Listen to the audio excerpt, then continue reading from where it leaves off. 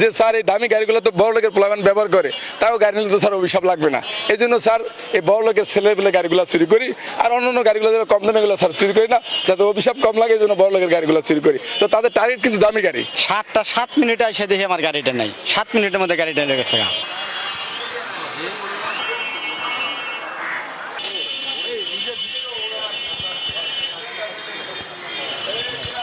আমি 19 তারিখ জিঞ্জিরা গুলজারবাগ জামে মসজিদ আছে, ওইখানে জোহরের নামাজ পড়তে যাই 1:30-এ। তো নামাজ পড়ার সময় আমি ঢুকলাম 1:40-এ বার হয়েছি, 42-এ। তো ওখানে এসে দেখে আমার গাড়ি নেই। তখন আমি এলাকায় অনেক খোঁজাখুঁজি করলাম, মসজিদের উপরে দেখলাম সিসি ক্যামেরা আছে, সুজুকি জিক্সার। তো তখন আমার ওই এলাকার লোকজন বললো যে থানায় যান, একটা মামলা টামলা করেন। তো থানায় আসলাম, ওসি মহোদয়ের সাথে কথা বললাম। ওসি মহোদয় একটা মামলা নিলেন। আমার গাড়িটা বাসার সামনে রেখে বাসায় গেছি, ভিতরে বাড়িতে গেছি।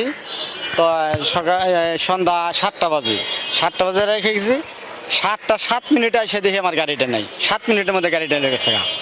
তো অনেক খোঁজাখুঁজি করার পরে যেমন আমি নবাবগঞ্জ ওই থানায় একটা অভিযোগ দেওয়ার পরে জিক্সার, এই গাড়িটা এই সাদা গাড়িটা পরে ওখানে জানা আসি। পরে অনেক খোঁজাখুঁজি করি, পাই নাই।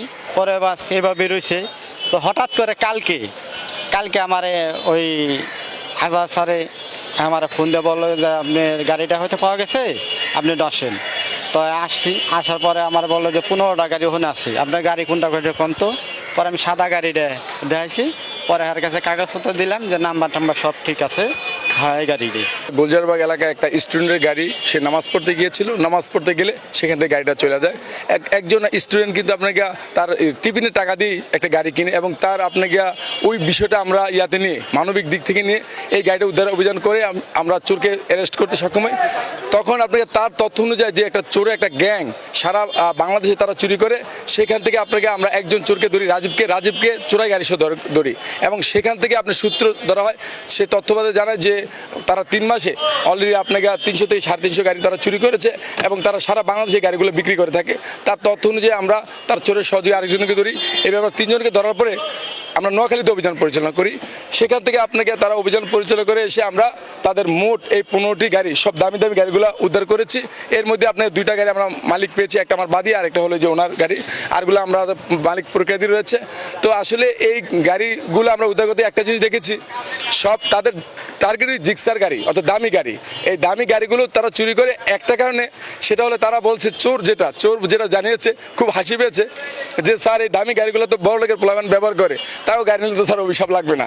এই জন্য স্যার এই বড় লোকের ছেলেগুলো গাড়িগুলো চুরি করি, আর অন্য গাড়িগুলো যেন কম দামিগুলো স্যার চুরি করি না, যাতে অভিশাপ কম লাগে। এই জন্য বড় লোকের গাড়িগুলো চুরি করি। তো তাদের টার্গেট কিন্তু দামি গাড়ি, অর্থাৎ ঘুরে বেড়ানো বড় লোকের ছেলে পেলে কোথায় থাকে এবং তারা কোন দামি গাড়িগুলো ব্যবহার করে, সেই গাড়িগুলো টার্গেট করেছে। চোরদের টার্গেট এবং বিক্রি করতে সহজ, দামি গাড়িগুলো আরেক জায়গায় বিক্রি করতে সহজ, আর কম দামি গাড়ি তারা চুরি করে না, বিক্রি করতে আপনাকে কষ্ট হয়, এবং গরিব মানুষের গাড়ি বলে তারা চুরি করতে চায় না এটা।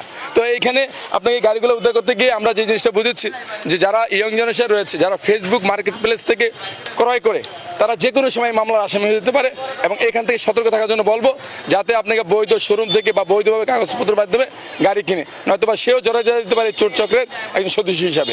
উনি নবাবগঞ্জ থেকে আজকে সকালে আমাদের থানায় চলে আসছেন, এসে আমাদের এই নবাবগঞ্জ থেকে আজকে এসে আমাদের এই মোটরসাইকেলগুলোর মধ্যে ওনার চোরাই মোটরসাইকেলটি উনি শনাক্ত করেছেন।